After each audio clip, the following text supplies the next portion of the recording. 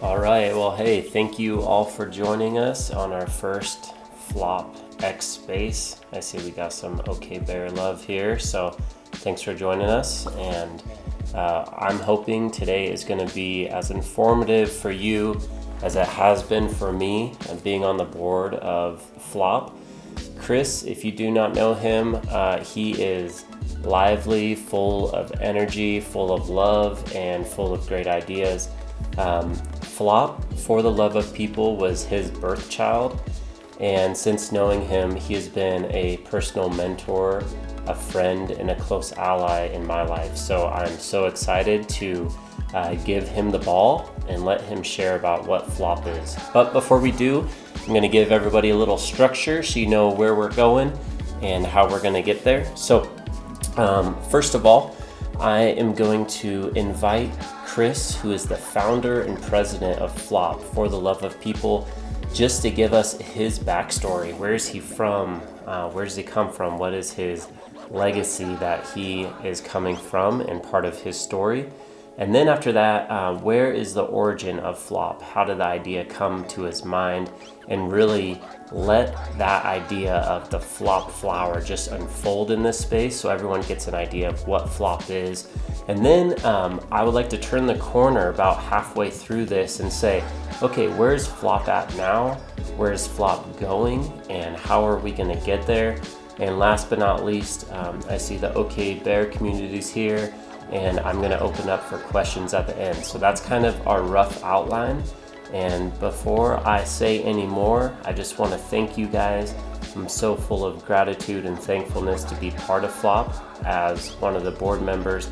I'm proud to know Chris and his family intimately and well, and I'm proud to start this space off the right way. So without further ado, my good friend Chris Joy, how are you, man?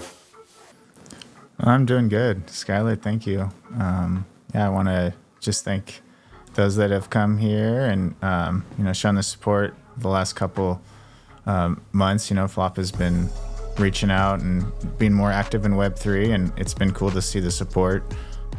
Shout out to those who came and to those who will be coming along. Hopefully they'll be able to kind of just jump in where we're at. But my name is Chris, and I've lived a lot of life. I grew up, a lot of trauma in the background, a pretty rough childhood. It didn't take long before I started turning to just all sorts of different ways to cope, from heavy drinking and drugs and going on kind of crime sprees, just any ways to sort of occupy my mind and, disconnect.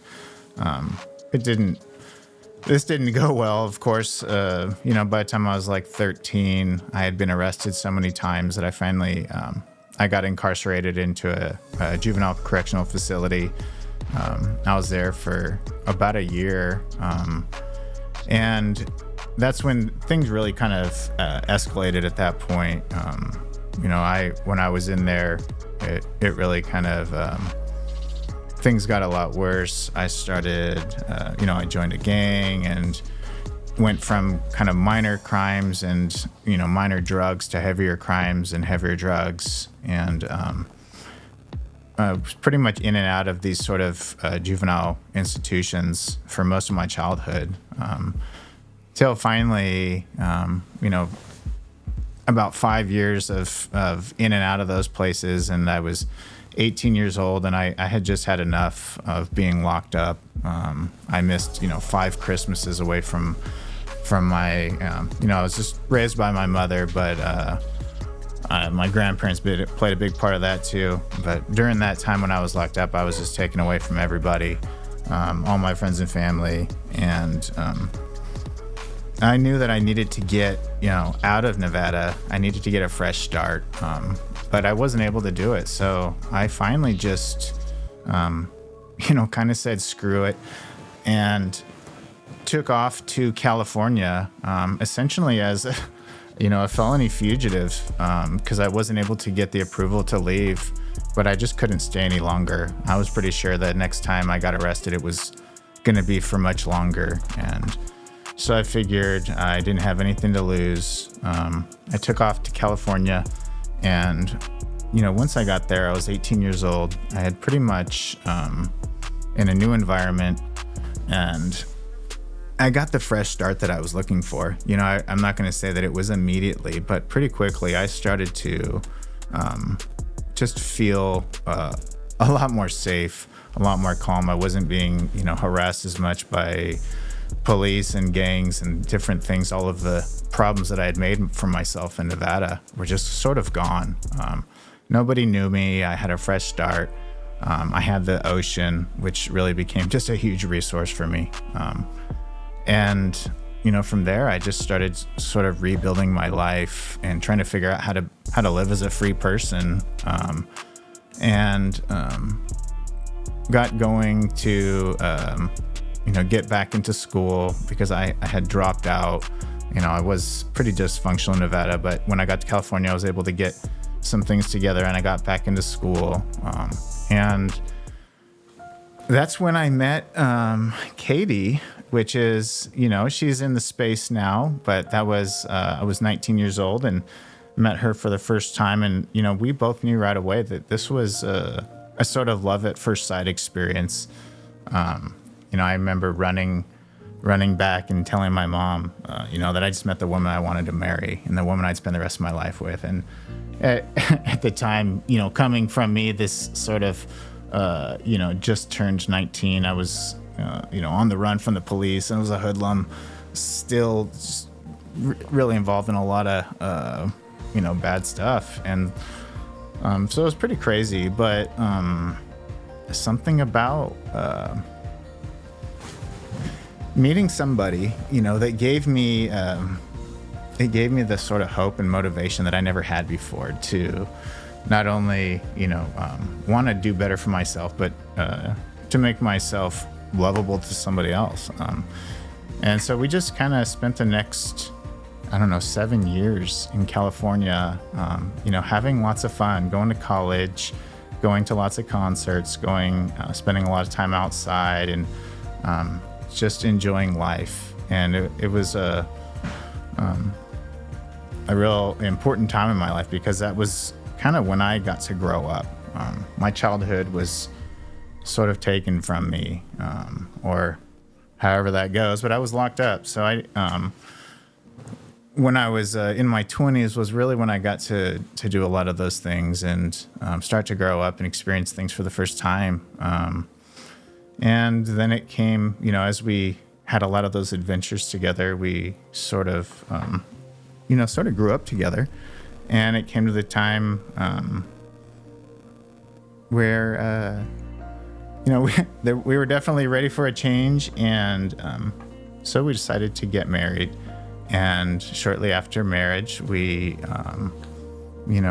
moved to Oregon to start a family and came here. And ultimately, we wanted to get a fresh start somewhere where we could afford to, live off of one income and move to Oregon. Things were going well. We had our first son, and then we had another son. And on the outside, things looked great. We were going to a local church, and I was working in printing and graphics. And but then on the inside, I was still heavily drinking. I was taking prescription pills, and still coping with a lot of the pain that I had experienced, from being locked up and from a real traumatic childhood. And I wasn't ever able to really begin to heal on those things. Frankly, I didn't even know how bad the pain was because it was just so locked up. So it got to the point where, the drugs and alcohol were getting out of control. I lost a close friend to an overdose, and I just kind of felt like it was a matter of time before it was gonna, I wasn't gonna make it. I was, blacked out drunk almost every day and still somehow managing to go to work and to function, but I wouldn't have made it much longer at the rate that I was going. And to be honest with you, I had already tried, I had been to rehab multiple times. I had already tried a lot of 12-step programs and this and that. Nothing really worked. So I was kind of at a point where I was hopeless. I ran out of ideas. I ran out of options. I burned a lot of bridges. And I just literally cried out to God at that point. And I experienced a full-blown miracle. I mean, it was like overnight, the desire to just drink almost disappeared. Now I will tell you, I became acutely aware of a lot of the pain that I had inside at that point. It's not like the pain went away, but just this uncontrollable desire to drink and do drugs, melted away. That was 2008, and it was amazing. I had been wanting an experience like this my whole life, and it finally happened. And here we are, 17 years later, and I have that same feeling. It's just as strong and powerful today as it was then.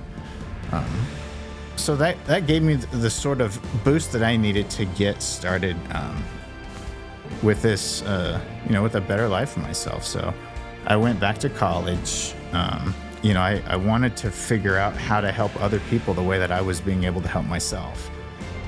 So I went back to college, got a bachelor's degree in theology, and then went on to get a master's degree. And that went great and everything, but unfortunately along the way, it's like I was able to get a lot of my life worked out, but then other parts of my life started to fall apart. So I was accumulating a lot of debt. I was spending, of course, way too much of my time and energy on all of these other things. And as a result, my health fell apart, our finances fell apart. The family was really struggling. At that point, by the time I graduated with my degree, I had, we had 4 kids, and again, on the outside, things looked great, but on the inside, there was a lot of work that we needed to do. So I realized that when I graduated, I wasn't ready to go off and start some new position. We spent the next couple of years really working on ourselves, working on our health. My wife and I each lost, over 50 pounds, getting ourselves in physical shape, learning how to meditate, learning about mindfulness, and really beginning to study a lot of this mind, body, spirit connection, recognizing that parts of our lives were doing great, but other parts of our lives were falling apart. So beginning to notice these different parts and working on practices to start to fill up some of these gaps that we had in our own health. So this was, about 2000, let's say I graduated in 2015. Through the next few years, we just really worked on that. And then alongside with that, we had a lot of death in our family. So it was a time when, we had a decision to make, and we decided to go ahead and have my wife care for her father-in-law and then her grandmother, in-home care until they passed. And this was really our first introduction to what spiritual care in a healthcare environment looked like. And we had hospice in our home for a couple of years there, and we learned what it was like to work on a team with a variety of people kind of working together to help you with your health. A nurse and a doctor and a physical therapist and a variety of different therapies, but then also a chaplain, and to be able to kind of create that full picture that we felt like was, we had such a blind spot before that. I was pretty sure, as soon as I discovered chaplaincy and spiritual healthcare, I was sure it was the sort of integration I was looking for. So in the beginning of 2019, I was accepted into an internship program at our hospital here in Eugene. And I started learning how to, provide care for all kinds of people. It wasn't just one religion or the other, but we were called to be interfaith chaplains. And so we learned how to work with people from all different faith traditions and those with no faith tradition. And we worked with a variety of different assessment tools, and I had the opportunity to meet, literally hundreds of people. And of course, we had the COVID pandemic, so we had, a lot of deaths as well. And we learned how to show up and provide compassion and support to anybody in any situation that they're in, regardless, like I say, of faith tradition. And it was a huge turning point for me. I had felt like it was the missing link that I was looking for, to really go forth with the sort of work that I wanted to do. I have had this vision for a nonprofit kind of transitioning out into FLOP, but I've had this vision for this nonprofit organization for quite a while, almost, shortly after I experienced a major transformation in 2008. But I wasn't sure how to really flesh that out, and how would I make that available to people who I felt like really needed it and wanted it. Observing the services that are around me here. Like I said, I'm in Eugene, Oregon. We have the highest homeless population in all of Oregon per capita. And, you go up and down the streets here and there's homeless everywhere. But there's also a ton of resources here. We have many organizations that are devoted to these folks. And then you have the other side of the spectrum, up in the hills and things, a lot of folks that are doing really well, healthy, wealthy, and very well cared for, belong to many good communities, churches and families and things. But in between there, you have these folks that we refer to as those in the gap. And they're the ones they don't have friends and family as much, at least not supportive. They don't belong to a church, for whatever reason, and they're just kind of going through life alone. These are the ones, when I worked in the hospital, that we were often called to. They're the ones who, when they face crisis and trauma, they're going through it alone. So we wanted to create an organization that was going to be specifically meeting the needs of those folks that were caught in the gap, to provide spiritual and emotional support to the ones, that really needed it but didn't have it. And so that's how we kind of got started on, beginning the idea for Love of People. When I first graduated seminary, a lot of my friends and everything went off to take jobs, most of them at churches and some at universities to be professors and things. And I was offered a great job too at a really cushy church, but I knew I couldn't take it. I turned it down because I knew from the very beginning I was called to provide folks, to support folks outside the church. Maybe they belong to church, maybe they don't, but that was really secondary for what I was trying to do. I was envisioning an organization that could provide support to all kinds of people. And, those that were healthy and belonged to healthy healthy communities, they were really important to be a part of this community because that's, they're supporting each other. So when I got into the hospital, I kind of found the tools to do that. Like I said, we worked with a lot of different assessment tools in there. And some of them worked better than others. But what I found is I kind of custom crafted my own assessment tool that became, a big piece of our organization here. And we call this the FLOP Flower, FLOP SAT. It's a self-assessment tool. And essentially, what we're doing with that is just beginning to develop an awareness of, these many parts to ourselves that we have. A lot of times folks are fully invested in, either family or their career or maybe their religion or something. We have a kind of putting all our eggs into one basket, if you will. But we, when I was in the hospital, I noticed the folks who were really got hit the hardest were the ones who they were all invested into one or two things. And when one of those two things falls apart, there's just nothing left. So what we would try to do was to create a fuller picture, a call it a holistic approach to your spiritual health. And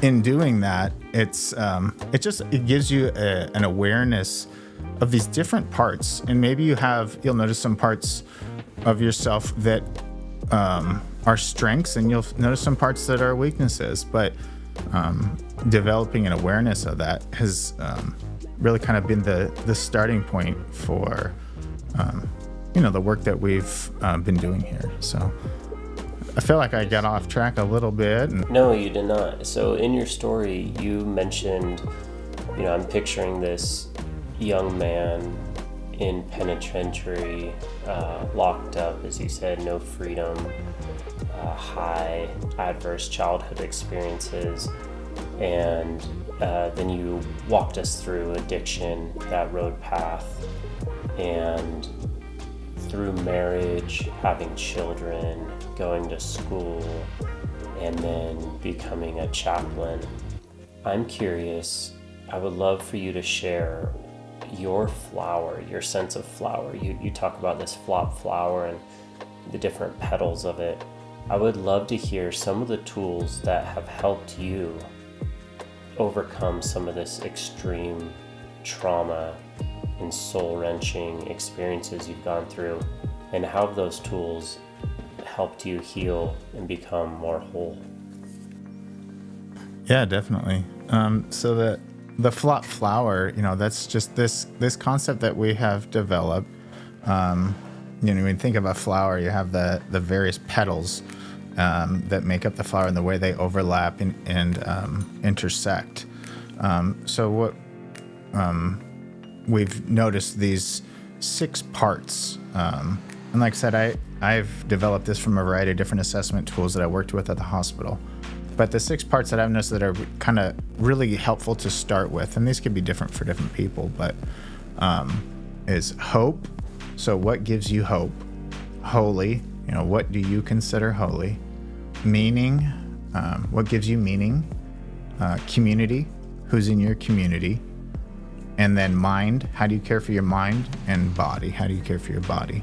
And those 6, hope, holy, meaning, community, mind, and body, we've noticed that it's been important to kind of plug in a resource or 2 or 3 into each one of those areas. And then so that way when you're, feeling down and out one day and you're not really sure why, you can't put your finger on it, you're able to go through and kind of assess those different parts of yourself and say, well, gosh, I haven't been meditating, or I've been, spending all of my energy working on this project maybe. And, we do these good things, but it creates an awareness that you have some gaps there. So for me,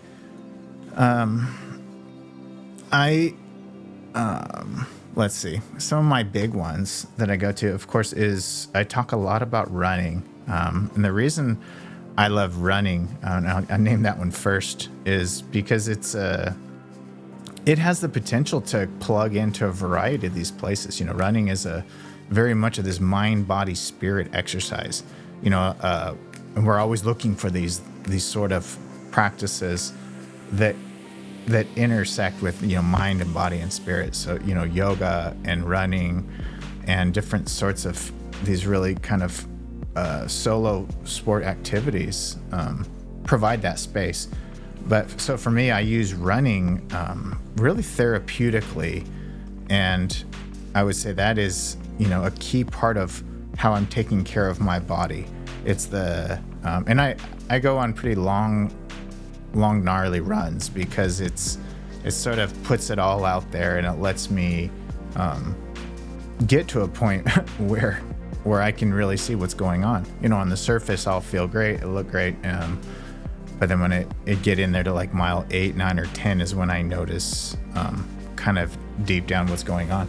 And that that kind of opens up to get me into the mental state where I can pay a little bit more work to the mind. You got the mind and body, but for me, I always struggled getting into a good meditation or getting into a state where I could care for my mind without some sort of physical tool, if you will. So I've worked on things, like mindful running or like a walking meditation, or even when I'll go into the sauna and do long hot saunas with, doing a meditation as well. So it sounds like you use your body as a tool to get to your mind. Is that right? Yeah, definitely. It kind of like it almost feels like a breakthrough, breaking through, but as an access point. But how would someone start exploring this? So somebody's listening and saying, okay, I have these different parts of me, of my mind, of my body, community, hope, meaning. Now, how would they break through and choose one tool in order to open up avenues to those other parts of the flower? Yeah, and I think that it'd be a little bit, it's going to be a little bit different for everybody, but journaling has been a big part of it for me, to kind of writing down what I'm noticing. So when I'll do a sort of walking meditation or something, I'll take time to journal before and after, and that's kind of creating an opportunity to see the difference. It's like almost documenting your before and after, getting a snapshot of your before and after. But even just the process of the journaling for me, again, is sort of a vehicle to flesh that stuff out.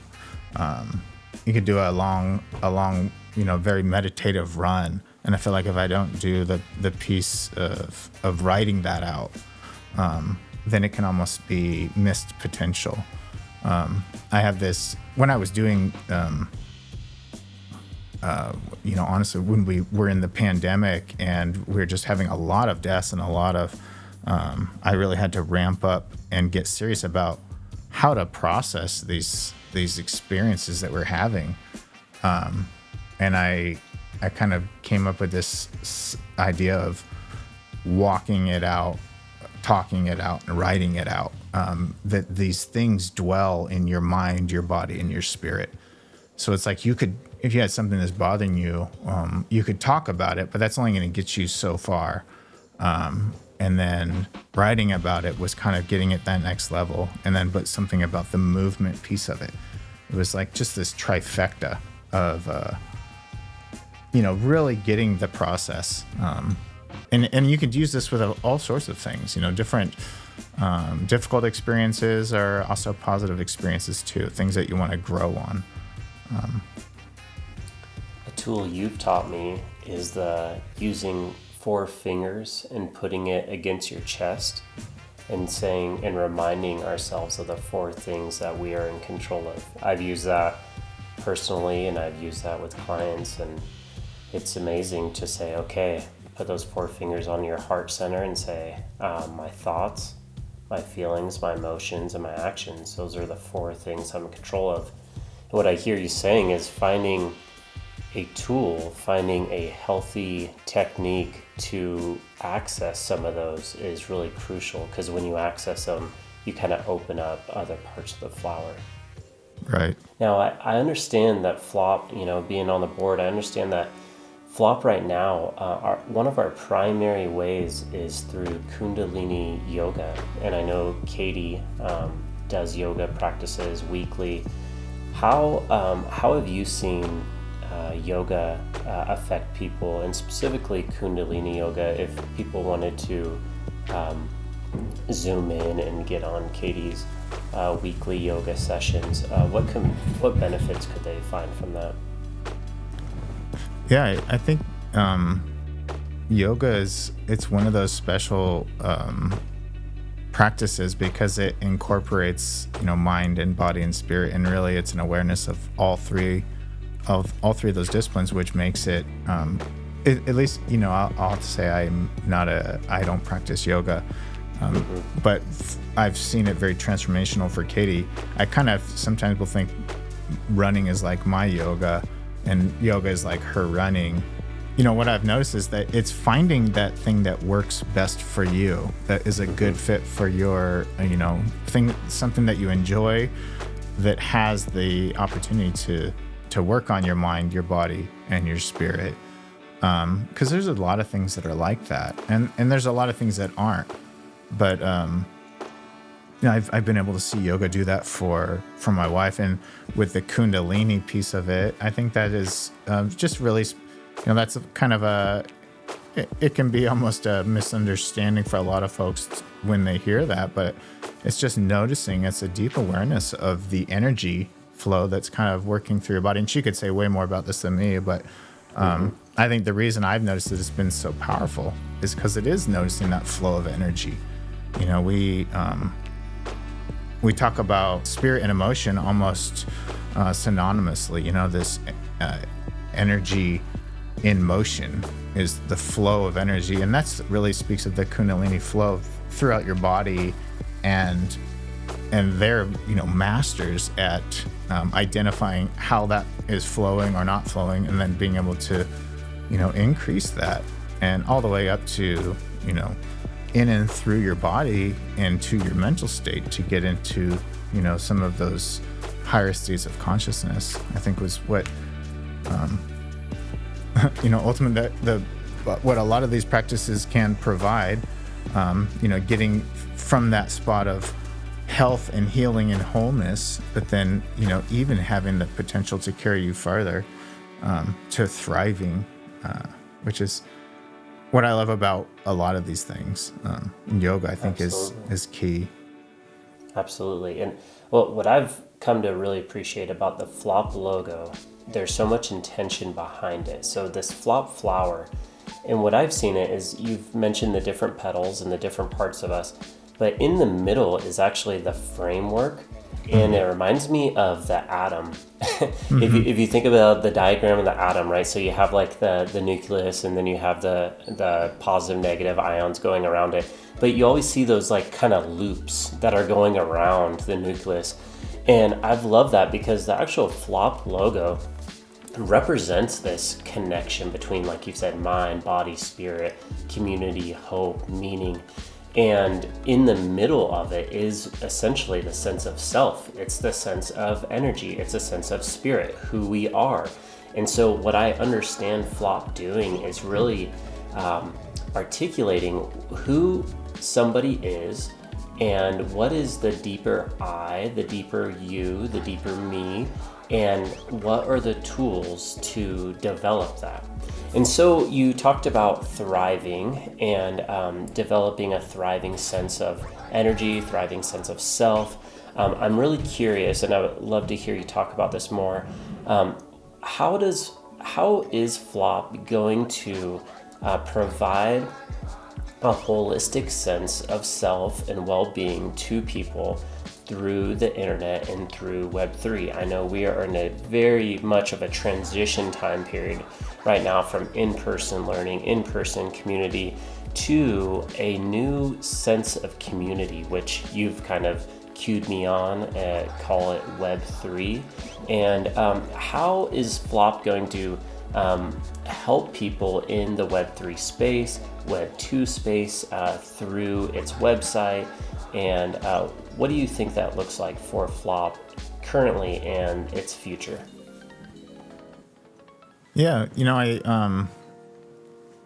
we've tried a handful of a lot of different things over these last 3 years that we've been an organization, and we've noticed the limitations that we have in person. As a small organization, the first year we were really kind of trying to find, provide one-on-one support and hands-on support. And we led a retreat for some caregivers at a hospital in Portland, and had, did some cool things here and there. And, Katie has been leading this class twice a week for the last 3 years. And those have been, places where we've made, the most probably meaningful direct impact. But we felt so, noticed the limitations there. So we've, I think, tried to transition in putting more energy into creating an online space, in an online community that would, do things like be able to not just host live classes, but now kind of expanding that to opening up live spaces. And the intention of the live spaces is to begin to, create that sense of community, and, a space where we can, this space here, we're doing a little bit, introductive, and I'm talking a lot, but we hope to open up more of a community space where we have other folks who can share, what has been meaningful for them, and just to begin to collaborate and working together that way, strengthening each other by each other's experiences, hosting an open space to allow that community to thrive, and then also creating a variety of online education, help folks develop an awareness of, holistic health, and talking about ways to, boost different parts, learning some mindfulness and meditation practices, even talking about health and fitness from a physical perspective, and just noticing all of the different parts that go into being happy and holy and healthy. So that there really provides a lot of space to hear from different people. What I love about Web3 is there's so many different people that are experts in different things. I know I've connected with a handful of folks already who have shown, support and to bring some things that they're passionate about, to share with the community. And ultimately looking at those things that we've found that work well in real life, and building community in person. And so you have the support that you would have there, but then applying those same practices in an online space. And with the Web3 potential to really overlap. I love, I'm a part of a few different Web3 communities, and learning every day about how they function and kind of ebb and flow. But we're seeing Flop as a way to kind of layer over a lot of those communities to hopefully, support what they're doing. Supporting the OK community has been really easy because, their mission to spread hope with art and code, that is very much aligns with what we're all about. So finding those commonalities and strengthening those communities is important to us. And ultimately trying to find ways to do that, to bridge that gap. There's always a lot of talk about kind of the, bringing Web3 and in bridging to real life. And I think these nonprofit communities have a great potential to do that because, a lot of times you'll go start building something in person and then all of a sudden it in real life, and then it grows to be online. And I'm kind of seeing how Flop we're going at this a little bit the opposite, creating an online community and creating those online resources and building up a website that's going to be, having a place where people can go to find support, to find tools that are going to help them to grow their flower and to grow with their health. And then bringing that in the gap and taking that forward to, building something in person with that.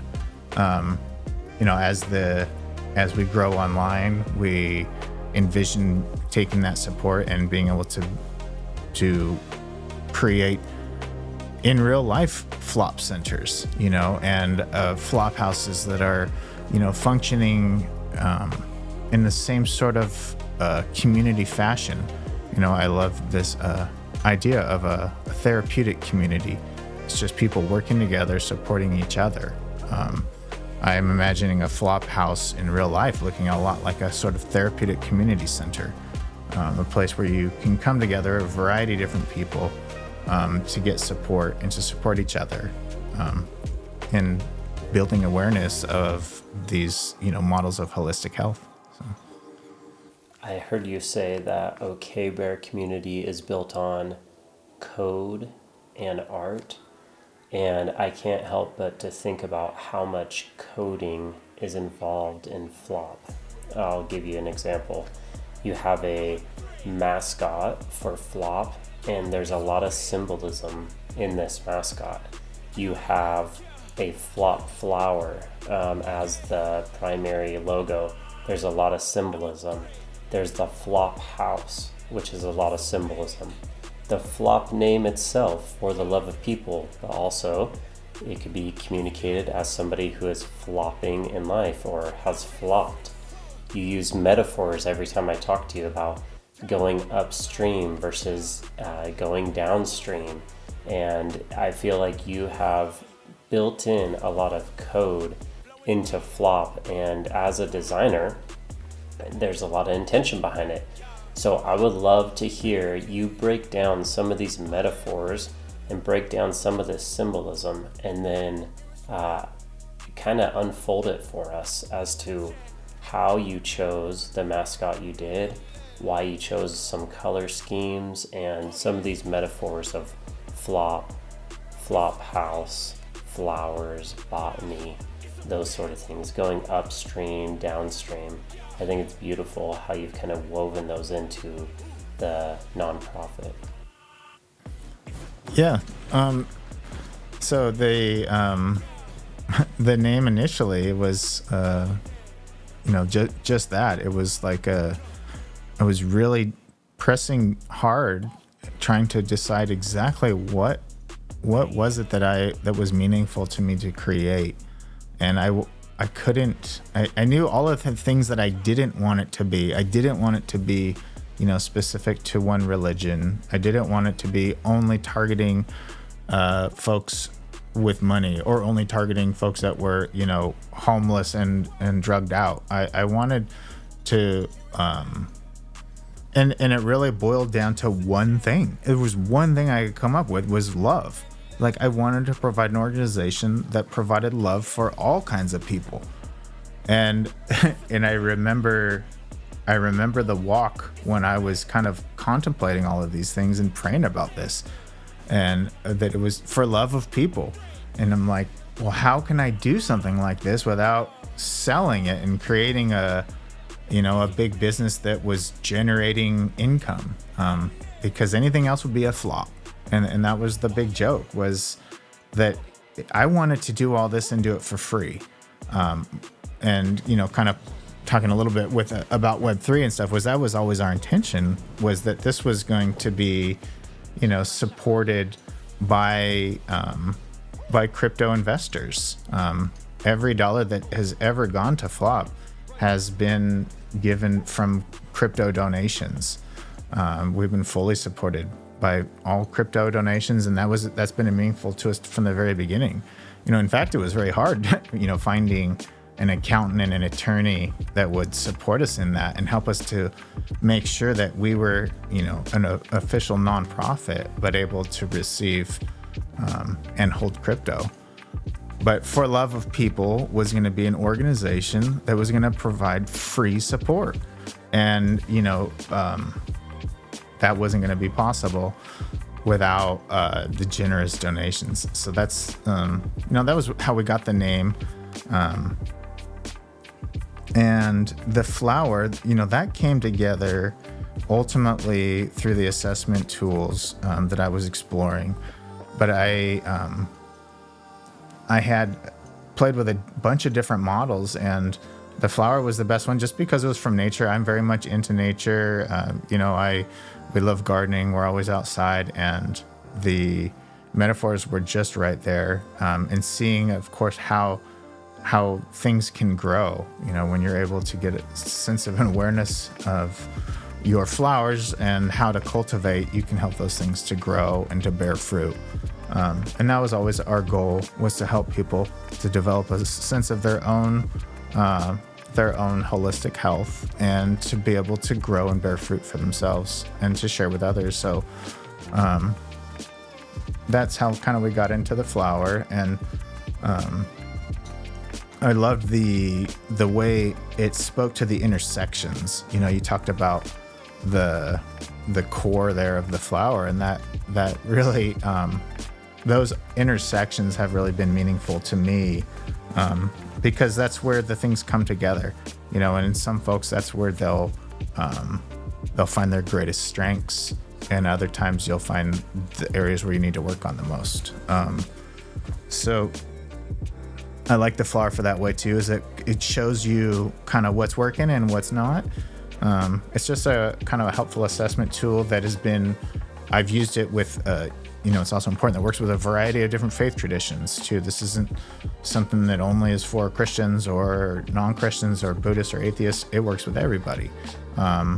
And noticing what strengths we have has always been really important to me. I'm a type of person that's focused on strengths and building those up rather than on weaknesses. So that the flop flower does that. Absolutely. And I've used it clinically in the last few months as a counselor, doing exactly what you said. I'll basically present them 4 flowers, and I think any individual listening to this right now can do this exercise. You write 6 concentric rings and you say strengths. What are your 6 strengths you have? Community, your body, your mind, your spirit, different things you're hopeful for, career, finances. And then drop down, draw 6 concentric circles and say, what are your obstacles? Identify 6 obstacles in your life, and then draw another 6 and say, what are my goals to overcome those obstacles? And then last but not least, and where I think Flop is going to build a great online and in-person presence, it's the last thing, is interventions or tools. What are the tools that you can use to overcome those obstacles, capitalizing on your strengths in order to achieve your goals? And so it works beautifully, and I've seen it be successful in a short amount of time. People get the idea, people understand this idea of growth and how we're interconnected and how one part of our body affects the others. So that's beautiful. I would love to hear, we have about 8 minutes left. I want to respect everyone's time. I would love to hear shortly why the panda's kind of wearing stripes. What's the backstory behind that? And I'd love to hear you just wax eloquent a little bit about your stream analogy. I've always talking to you about it. It's one of my favorite things I hear from you. Just this concept of where Flop fits downstream, upstream, and how it's different than churches, and also how it's different than government agencies. So I'd love to hear that. And then I see we got Amanda, we got Dash, we got MFT Mom, and just some time for questions would be great to end that way. So thank you all for listening. And yeah, we got about 7 more minutes. And Chris, tell me what's up with this panda in stripes? What's the significance there? Yeah. In the NFT community, the stripes are really popular, and I've always been drawn to them. I wasn't really sure why, and when I started looking at choosing the right bear for our Flop mascot, I started digging some research on it, and when I looked up the story with the stripes, I couldn't believe it. It was perfect because so Flop, it's I sometimes will joke around, it's not just for love of people. It's freaks, losers, outcasts, and punks. It's all of the the renegades and the rejects, the folks that just never found their group to kind of fit in. It's all the ones on the fringes, and trying to make a community from those people, from the misfits, from the outcasts, bringing all them together. And so it turns out, I'm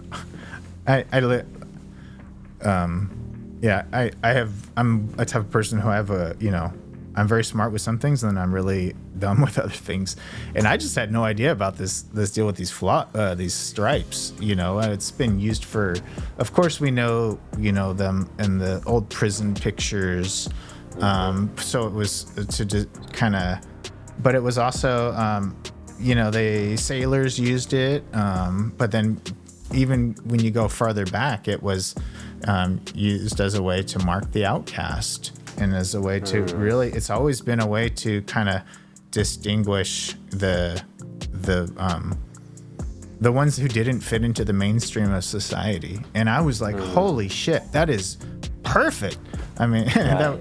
that was like that was what drew me towards that. And then I loved the just the single monotone part of it really speaks to the inclusion. It's very important to us to be inclusive of all kinds of people, all race, ethnicity, socioeconomic status, any religion. That's really been important to us, just because I see so much strength there. And, to the river metaphor, this is where I see the least amount of support is for the folks that fall into the gap. When I use this metaphor of the river that talks about all of the different organizations that I can see that are out there to help people. We find ourselves in this river of life, and sometimes for whatever reason, you're just drowning. You're underwater, and you need help. You need support, and you got these lifeboats that are just driving around constantly looking for those people underwater. And they're skilled and they're specialized in rescue, the work of rescue. And like I said, in Eugene here, there's a lot of organizations and around that is their focus. Their specialty is to reach into. But what do? They get you up out of the water, they throw you onto the boat, and maybe drag you to the shore and toss you, and then they get back to the work of rescue because that's their job.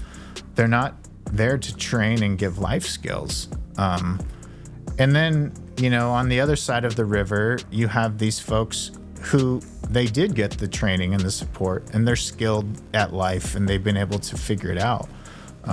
They come from, healthy families, and they probably belong to a variety of healthy communities. They have the financial, physical, and emotional support that they need to thrive.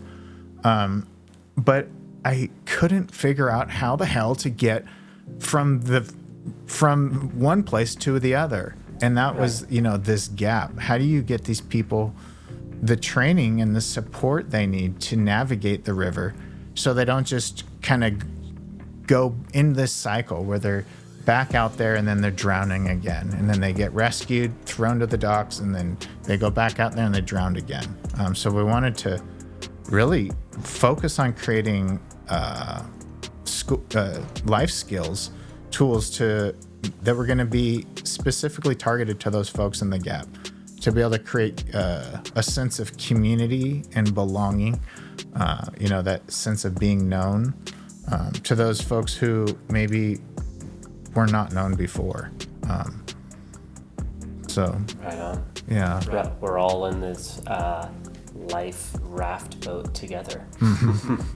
That's great, Chris. Thank you for sharing. Thank you for those of you who showed up to support, to love, to just learn more about FLOP. And before we close today, I would love it if you guys have any questions. There's a little heart with a plus in there. You can raise your hand, and then I can actually enable your microphone, and you can ask a question to Chris. Also, this will be saved on the FLOP. Oh, I see a heart there. I see this can be saved on the FLOP page on Twitter, X. And so we can share this with others as well and get the word out about what FLOP is, where we came from, where we're going, a little bit of Chris's story. As I understand, there will be another FLOP house, open house coming soon in February, where we're going to be looking at a triathlete and how he is being supported by the OK Bear community in real life, and just kind of looking at his FLOP flower, look at his relationship with the mind, body, and spirit, and how that's been developed over the years. So we thank you, Chris. Thank you for being a great host. Thank you for putting this organization out there. Like you said, there are so many nonprofits that are kind of focused on safety and kind of pulling people out of the water, preventing them from drowning. I'm thinking about maybe addiction centers, homeless centers, things like that, food houses. And then you have the other nonprofits that people kind of have their stuff together. They're sort of a club for those that have, but FLOP, what I hear, is looking for a place in the gap, looking those people in the gap to give them tools and resources so they can really thrive in mind, body, spirit, community, hope, and meaning. So thank you, Chris. Thank you for coming. Thank you for sharing. Love this community, love this nonprofit, and I'm proud to be part of it. Yeah, thank you, Skyler. I appreciate all your work that you did kind of co-hosting this for us and walking us everything too, asking me all the questions. And yeah, you did great. I really appreciate your help. And thanks everyone who came, and Dash for hanging out the whole time. We love you, man. And yeah, it was a lot of fun. Looking forward to what we can do